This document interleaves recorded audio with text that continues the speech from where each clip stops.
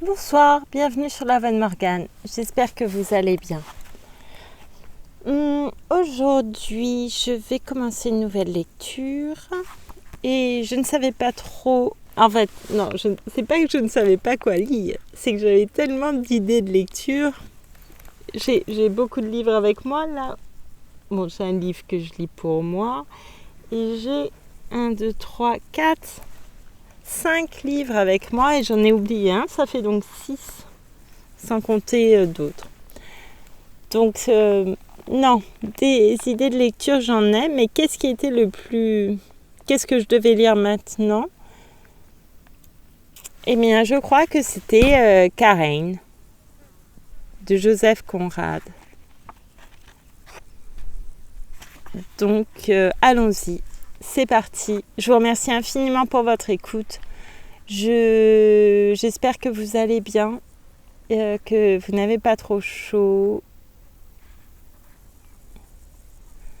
Vous avez sûrement trop chaud si vous m'écoutez pendant cette période, mais j'espère que vous allez bien. Le mieux possible, que vous trouvez de la joie quand même. Voilà ce que je vais dire. Joseph Conrad, Karen. Ton destin sera de troubler les esprits chancelants par des querelles d'autres lieux. Shakespeare.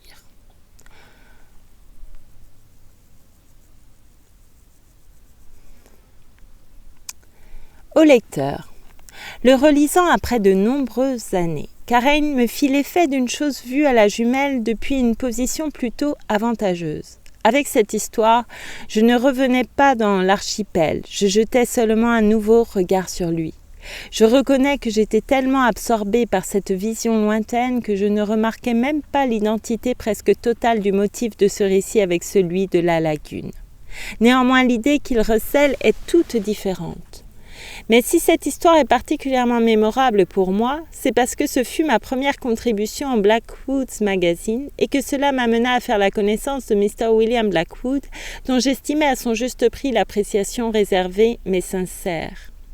Karen fut commencée sur une impulsion subite, 3 jours seulement après que j'eus tracé la dernière ligne du Nègre. Et le souvenir des difficultés que j'y rencontrais se mêle à celle du retour inachevé dont je repris à ce moment-là les dernières pages. Seule occasion de ma vie où je tentais d'écrire, pour ainsi dire, des 2 mains à la fois. Joseph Conrad. Je ne sais plus où j'ai lu. Pardon. Et en plus, je n'ai pas la citation précise. Mais c'est sa femme qui disait que s'il avait un esprit brillant et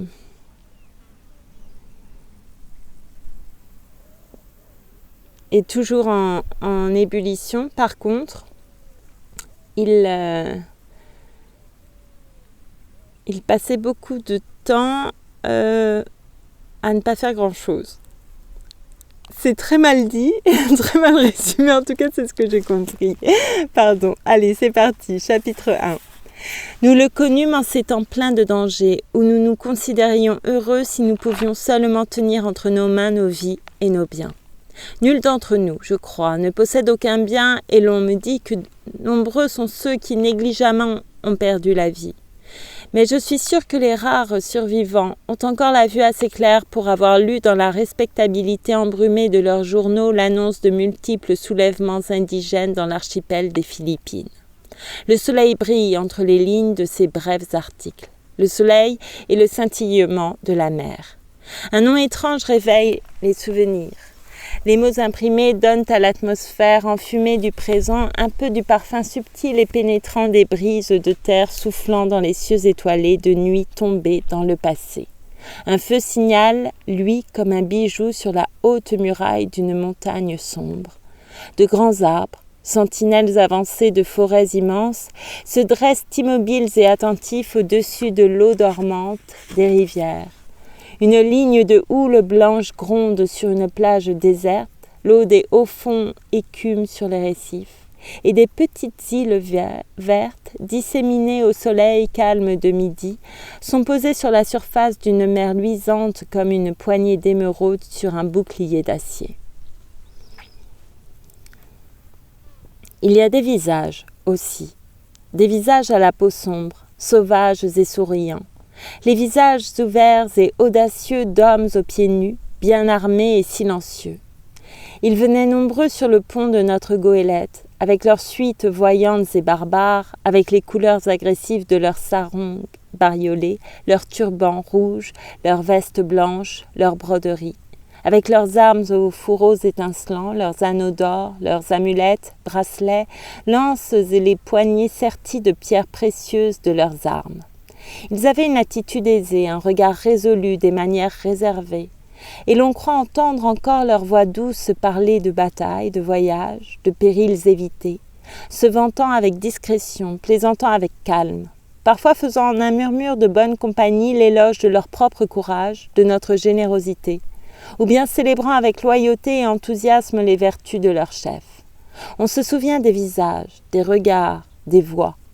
On revoit le brillant de la soie et du métal, le bruissement de cette foule haute en couleur, gaie et martiale. Et l'on croit sentir le contact de mains brunes et amicales qui, après une brève étreinte, reviennent se poser sur la garde incrustée d'une arme. C'étaient les gens de Karen, sa suite dévouée.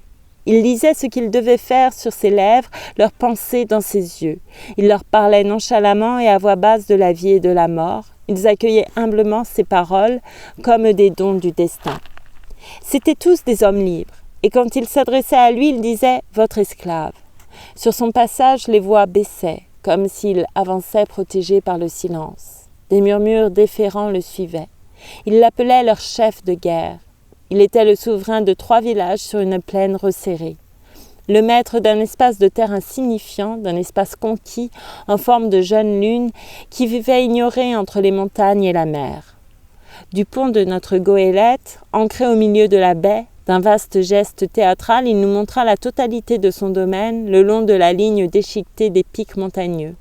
Et l'ampleur de son geste semblait en repousser les limites, le transformait soudain en une chose vague et immense uniquement limitée par le ciel. Et vraiment, à voir ce lieu verrouillé par la mer et coupé de la terre par les pentes vertigineuses des montagnes, il était difficile de croire à l'existence de voisins. C'était un territoire immuable, faisant un tout inconnu, plein d'une vie qui se déroulait subrepticement en donnant une impression troublante de solitude, d'une vie apparemment et inexplicablement dénuée de tout élément capable de stimuler la réflexion, d'émouvoir, de permettre de sentir le redoutable écoulement des jours. Cela nous paraissait être un pays sans souvenirs, sans regrets, sans espoir. Un pays où rien ne pouvait survivre à la tombée de la nuit et où chaque lever de soleil, comme un acte particulier de création éblouissante, était sans lien avec la veille et le lendemain. Karen nous le montra d'un geste large. « Tout cela m'appartient. » Il frappa le pont de son long bâton, dont le pommeau d'or étincelait comme une étoile filante. Tout près, derrière lui, un vieil homme silencieux en veste noire richement brodée, seul de tous les malais qui l'entouraient, ne suivait pas du regard son geste souverain. Il ne soulevait même pas les paupières, il se tenait tête baissée derrière son maître et sans bouger soutenait au-dessus de son épaule droite la garde dressée d'une longue lame dans un fourreau d'argent. Il était là en service, sans curiosité. Il paraissait fatigué, non par l'âge, mais par la possession du secret écrasant de l'existence. Karen, fier et massif, avait une attitude altière et respirait avec calme. C'était la première fois que nous venions et nous regardions avidement autour de nous. La baie était comme un puits sans fond de lumière intense. La surface circulaire de l'eau reflétait un ciel lumineux et les côtes qui l'encerclaient formaient un anneau de terre opaque flottant dans un vide d'un bleu transparent. Les montagnes pourpres et arides profilaient leurs masses lourdes sur le ciel. Leurs sommets s'éclairaient de teintes mouvantes comme d'une vapeur montante. Leurs flancs escarpés étaient striés d'étroits ravins verts. À leurs pieds s'étendaient des champs de riz, des carrés de bananiers, des sables jaunes. Un torrent serpentait, semblable à un fil égaré. Des groupes d'arbres à fruits indiquaient les villages. Les palmiers élancés balançaient leurs têtes à l'unisson au-dessus des maisons basses. Dans le lointain, des toitures de palmes séchées brillaient comme des toits d'or derrière les sombres colonnades des troncs d'arbres. Des silhouettes aux couleurs vives passaient et disparaissaient. La fumée des feux montait, droite, au-dessus des buissons en fleurs. Des barrières de bambou étincelaient, courant en ligne brisée entre les champs.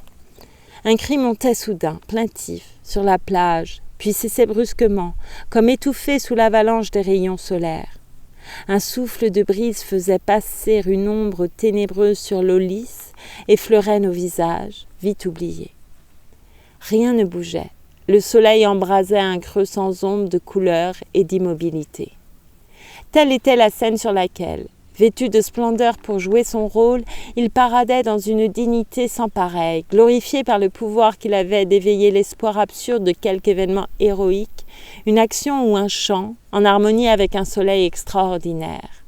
Il était décoratif et troublant, car on ne pouvait imaginer quels abîmes de néant une façade aussi élaborée était capable de dissimuler. Il n'était pas masqué. Il y avait trop de vie en lui, et un masque n'est qu'une chose inanimée. Mais il avait essentiellement l'apparence d'un acteur, d'un être humain agressivement déguisé.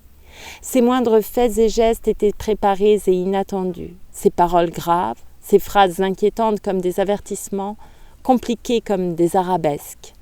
Il était traité avec le respect solennel que l'Occident irrévérencieux n'accorde qu'aux monarques de la scène, et il acceptait ce profond hommage avec une dignité soutenue que l'on ne voit que derrière la rampe et dans la fausse représentation de quelques situations grossièrement tragiques.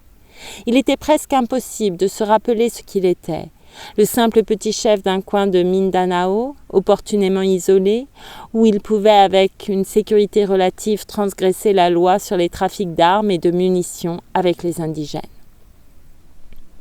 Ce qui risquait d'arriver si, par hasard, l'une des moribondes canonnières espagnoles connaissait soudain un regain d'activité ne nous troublait pas une fois que nous étions à l'intérieur de la baie, tant celle-ci paraissait hors de portée d'un monde fureteur. D'ailleurs, nous avions à cette époque assez d'imagination pour envisager avec une sorte d'indifférence joyeuse l'éventualité improbable d'être pendu sans autre forme de procès en un lieu hors d'atteinte des protestations diplomatiques. Quant à Karen, rien ne pouvait lui arriver, sinon ce qui arrive à tout le monde, l'échec et la mort. Mais il avait le don de paraître vêtu de l'illusion d'une réussite certaine. Il semblait trop efficient, trop indispensable là-bas, d'une nature trop essentielle pour la vie de sa terre et de son peuple pour pouvoir être abattu par quoi que ce fût, hormis par un séisme. Il réunissait en lui tous les éléments de sa race et de son pays, la puissance élémentaire de la vie ardente de la nature tropicale. Il en avait la force luxuriante, la fascination. Et, comme elle, il portait en lui la semence du péril. À la faveur de nombreuses visites successives, nous apprîmes à bien connaître son théâtre. Le demi-cercle pourpre des montagnes, les arbres élancés courbant la tête sur les maisons, les sables jaunes, le vert torrentueux des ravins. Tout cela avait des tons crus et mêlés, une ressemblance presque excessive avec le décor d'un tableau, son immobilité douteuse. Et cela s'accordait si bien au jeu parfait des affabulations étonnantes de Karen que le reste du monde semblait définitivement séparé de ce spectacle grandiose. Il ne pouvait rien exister ailleurs. Comme si la Terre, poursuivant sa rotation, avait laissé seule dans l'espace cette miette de sa surface. Il paraissait complètement coupé de tout, sauf de l'éclat du soleil, et cela même semblait avoir été créé pour lui seul. Un jour où nous lui demandions ce qu'il y avait de l'autre côté des montagnes, il nous répondit avec un sourire significatif. Des amis et des ennemis. Beaucoup d'ennemis. Sinon pourquoi vous achèterais-je des armes et des munitions ? Il était toujours ainsi, tenant impeccablement son rôle, jouant fidèlement dans le sens des mystères et des certitudes de son entourage. Des amis et des ennemis. Rien d'autre. C'était vaste et impalpable. La terre avait vraiment roulé loin de son pays et, avec sa poignée de fidèles, il était environné par un tumulte silencieux comme par des ombres au combat. Aucun bruit ne lui parvenait assurément de l'extérieur. Des amis et des ennemis, il aurait pu ajouter, et des souvenirs, du moins en ce qui le concernait personnellement. Mais il négligea ce jour-là de préciser ce point, ce qu'il fit plus tard pourtant. Mais c'était après la représentation quotidienne, pour ainsi dire dans les coulisses, après l'extinction des feux. En attendant, il emplissait la scène de sa grandeur barbare. Une dizaine d'années plus tôt, il avait mené son peuple, un lot hétéroclite de vagabonds bugis, à la conquête de cette baie, et entre ses mains augustes, ils avaient désormais oublié tout le passé, perdu tout souci de l'avenir. Il leur donnait la sagesse, des conseils, récompenses et châtiments, la vie ou la mort, avec la même sérénité de voix et d'attitude. Il connaissait l'irrigation et l'art de la guerre, les particularités des armes et la construction des bateaux. Il savait ne pas livrer son cœur, il avait plus d'endurance, pouvait nager plus longtemps et barrer une pirogue mieux que n'importe lequel de ses sujets. Il était meilleur tireur et il savait négocier une affaire de façon plus tortueuse que tous les hommes de sa race que j'ai connus. C'était un aventurier de la mer, un hors-la-loi, un chef et pour moi, un excellent ami. Je lui souhaite une mort rapide au cours d'un assaut, une mort au soleil, car il a connu la puissance et le remords, et nul ne peut exiger davantage de la vie. Jour après jour, nous le vîmes incomparablement fidèle aux illusions de la scène, et au coucher du soleil, la nuit descendait vivement sur lui comme un rideau qui tombe. La chaîne zébrée des montagnes se transformait en ombre noire, haut perchée dans un ciel limpide. Au-dessus d'elle, le désordre scintillant des étoiles ressemblait à un tourbillon fou calmé d'un geste. Tout bruit cessait. Les hommes dormaient, les formes disparaissaient. Seule subsistait la réalité de l'univers, merveille de lueurs et de ténèbres. Chapitre 2. Mais c'était la nuit qu'il nous parlait librement, oubliant les exigences de son théâtre. Le jour, il y avait des affaires à discuter officiellement. Entre lui et moi, il y eut d'abord sa magnificence, mes vils soupçons, et le décor du paysage qui s'immisçait dans la réalité de nos vies par la variété immobile de ses contours et de ses couleurs. Ses fidèles étaient rassemblés autour de lui. Au-dessus de sa tête, les lames larges de leurs lances formaient une auréole de pointes en dents de scie et ils le protégeaient de l'humanité par le scintillement des soies, le brillant des armes, le bourdonnement excité et déférent de leurs voix ferventes. Avant le coucher du soleil, il prenait cérémonieusement congé et s'éloignait assis sous un parasol rouge, escorté d'une vingtaine de bateaux. Les avirons se levaient et fendaient l'eau à l'unisson dans un éclaboussement sonore qui se répercutait fortement dans l'amphithéâtre monumental des montagnes. Un large sillage d'écume aveuglante s'étirait derrière la flottille. Les pirogues paraissaient très noires sur le bouillonnement blanc de l'eau. Les têtes enturbanées s'inclinaient d'avant en arrière. Une multitude de bras rouges et jaunes montaient et s'abaissaient d'un seul mouvement. Les porteurs de lances, debout à l'avant des bateaux, avaient des sarongs multicolores et des épaules luisantes comme le bronze des statues. Les couplets fredonnés par les rameurs se terminaient invariablement par un cri plaintif. Avec l'éloignement, ils devenaient plus petits. On n'entendait plus les chants. Ils débarquaient en foule sur la plage dans les ombres longues des montagnes, à l'ouest. La lumière s'attardait sur les sommets empourprés, et nous le voyions se diriger vers son enclos fortifié, tête nue, robuste silhouette marchant loin devant un cortège désordonné et balançant en cadence un bâton d'ébène plus grand que lui. L'obscurité s'épaississait rapidement. Les torches flamboyaient, passaient derrière les buissons. Un ou deux appels prolongés s'étiraient dans le silence du soir. Enfin, la nuit déployait son voile lisse sur la côte, les lumières et les voix. Alors, au moment où nous songions au repos, les hommes de quart de la goélette interpellaient un bruit d'aviron au loin, dans la pénombre étoilée de la baie. Une voix répondait avec prudence, et notre serang, passant la tête par la claire voie ouverte, nous informait sans surprise que ce Raja, lui, il vient, il est là maintenant. Et Karen apparaissait sans bruit sur le seuil de notre petite cabine. Il était alors la simplicité même. Tout en blanc, la tête emmitouflée, pour seule arme un modeste Christ à poignée de cornes de buffle, qu'il dissimulait courtoisement dans un pli de son sarong avant de franchir le pas de la porte. Juste derrière ses épaules se montrait le visage du vieux porte-épée, visage triste et usé, tellement couvert de rides qu'il semblait vous regarder à travers les mailles d'un mince filet sombre. Karen ne se déplaçait jamais sans ce suivant, qui se tenait debout ou accroupi derrière son dos. Il répugnait à sentir un espace vide derrière lui. C'était plus qu'une répugnance. Cela ressemblait à de la peur, à une inquiétude nerveuse de ce qui se passait en dehors de son champ de vision. Compte tenu de la loyauté farouche dont il était manifestement entouré, cela n'était guère explicable. Il vivait seul au milieu d'hommes dévoués. Il ne risquait aucun guet-apens de la part de voisins, aucune ambition fraternelle. Et cependant, plusieurs de nos visiteurs nous avaient affirmé que leur chef ne pouvait supporter de rester seul. Ils avaient dit « Même lorsqu'il mange ou dort, il y a toujours auprès de lui un veilleur qui possède la force et des armes. » De fait, il y avait toujours quelqu'un près de lui dont nos informateurs ignoraient la nature de la force et des armes, aussi spectrale que redoutable. Nous l'apprîmes, mais plus tard seulement, lorsque nous eûmes entendu son histoire. Entre-temps, nous avions remarqué que, même au cours d'entretiens importants, Karaïn sursautait fréquemment et, s'arrêtant de parler, allongeait un bras en arrière dans un geste soudain pour s'assurer de la présence du vieux garde. Celui-ci était toujours à son poste, impénétrable et là. Il partageait ses repas, son repos et ses pensées. Il était au courant de ses projets et gardait ses secrets. Impassible derrière la nervosité de son maître, il murmurait au-dessus de sa tête sans bouger, d'une voix apaisante, quelques mots difficiles à saisir. C'était seulement à bord de la goélette, quand il était entouré de visages blancs, de spectacles et de sons inaccoutumés, que Karaïn paraissait oublier l'étrange obsession qui sinuait comme un fil noir à travers la pompe magnifique de sa vie publique. Le soir, nous le traitions avec familiarité, sans aller toutefois jusqu'à lui taper dans le dos. Car il y a des libertés qu'il ne faut pas prendre avec un malais.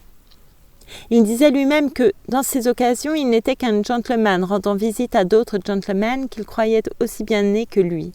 Je crois que jusqu'à la fin, il nous prit pour des émissaires du gouvernement, des personnages officiels poursuivant mystérieusement par nos trafics illégaux quelques sombres desseins de haute politique.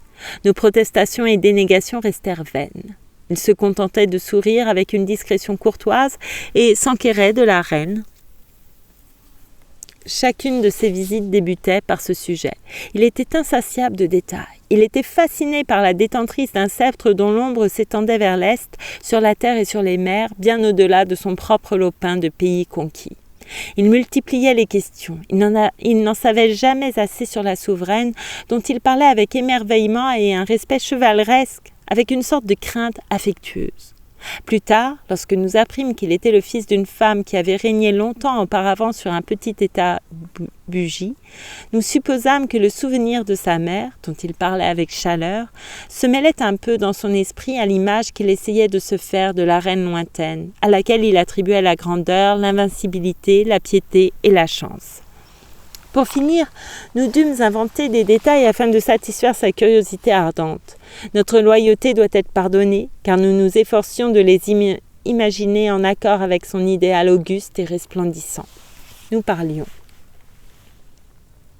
La nuit glissait sur nous, sur la goélette immobile, sur la terre assoupie, sur la mer sans sommeil qui rugissait autour des récifs, en dehors de la baie.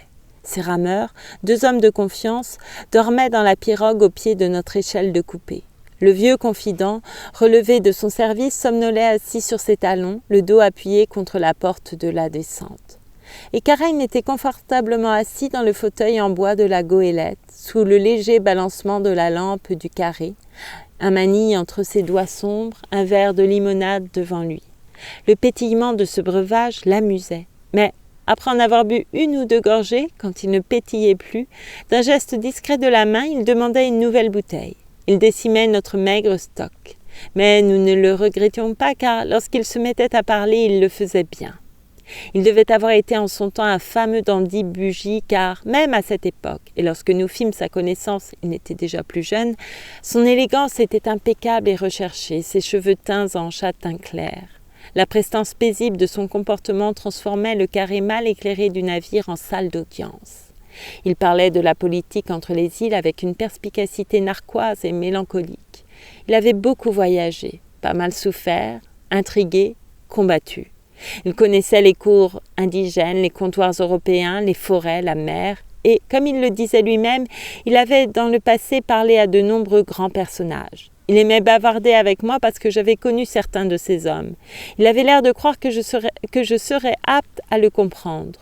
Et avec une belle confiance considérait comme certain que moi, du moins, je pourrais apprécier combien plus important il était lui-même.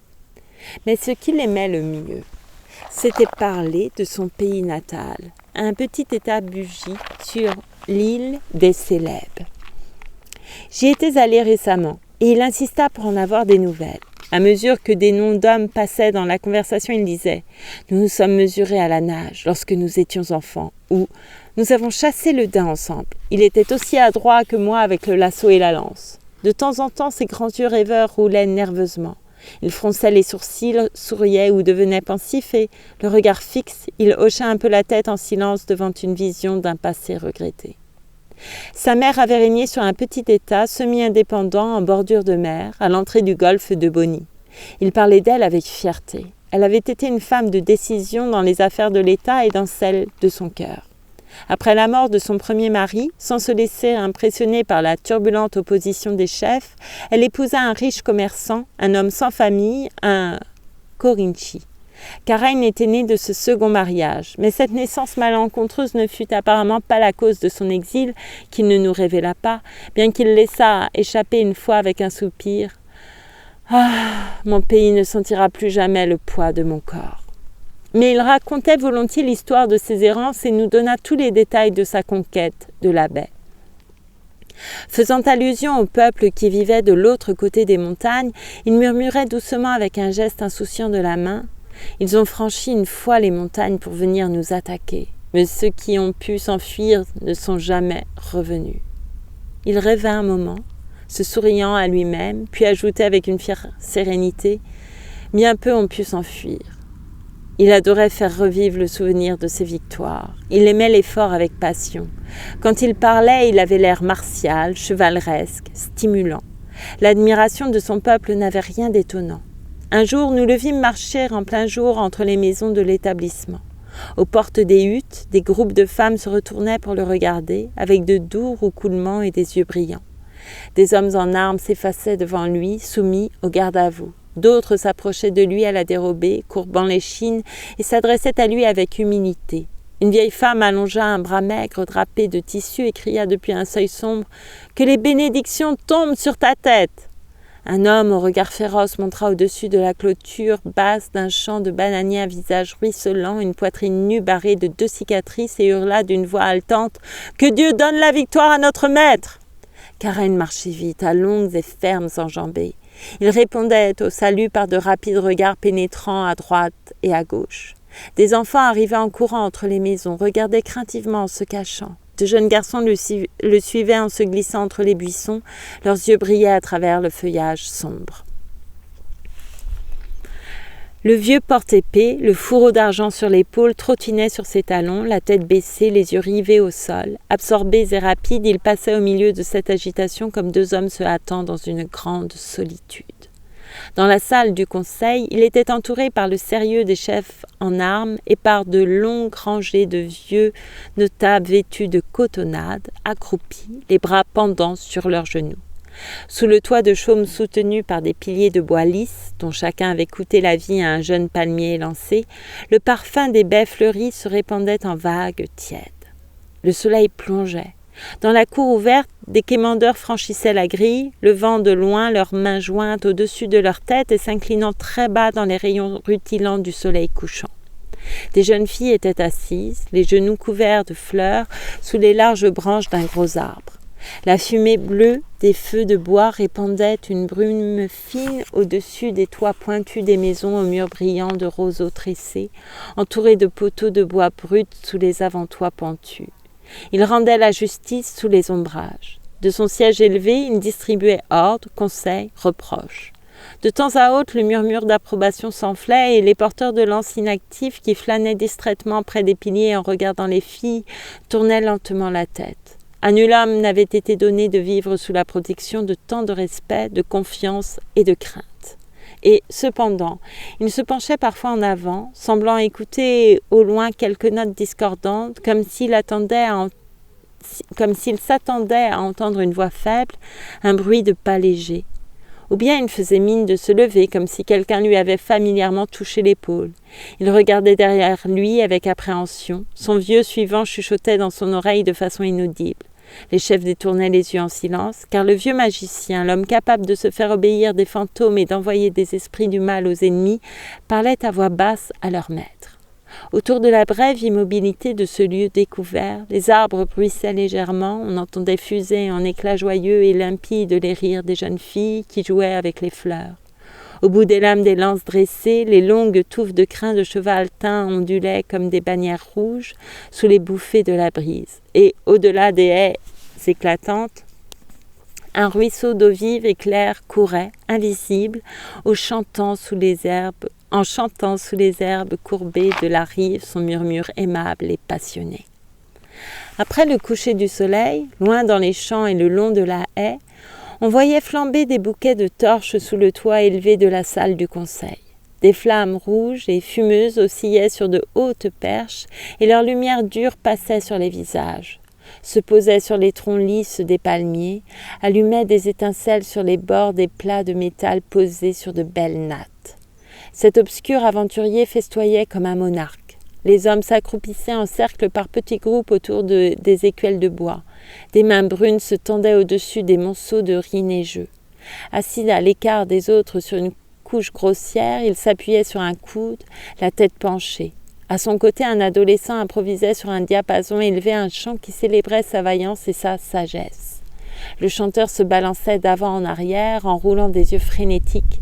Des vieilles femmes faisaient circuler des plats et les hommes accroupis levaient la tête pour écouter, sans cesser de manger.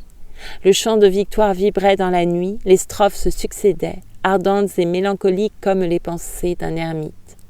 D'un geste, il l'interrompait. « Assez !»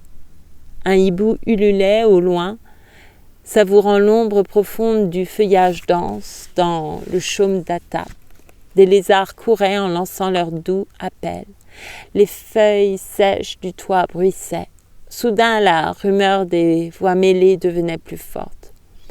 Après un regard circulaire et surpris, comme un homme s'éveillant tout à coup au sentiment d'un danger, il se jetait en arrière sous le regard baissé du vieux sorcier et reprenait les yeux ouverts le fil ténu de son rêve. Tous l'observaient. La rumeur grandissante de conversations animées s'éteignait comme une vague sur une plage en pente. Le chef est pensif. Et, couvrant le murmure des voix étouffées, on entendait seulement le faible cliquetis des armes, un mot isolé prononcé plus fort, ou la résonance grave d'un vaste plateau de cuivre.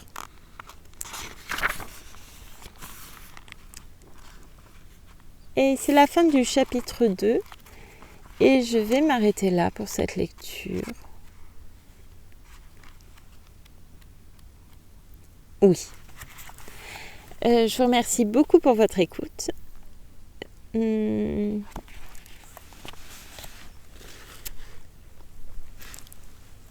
Surtout, prenez soin de vous. Faites attention à vous. Et je vous dis à très bientôt pour une nouvelle lecture. Merci encore.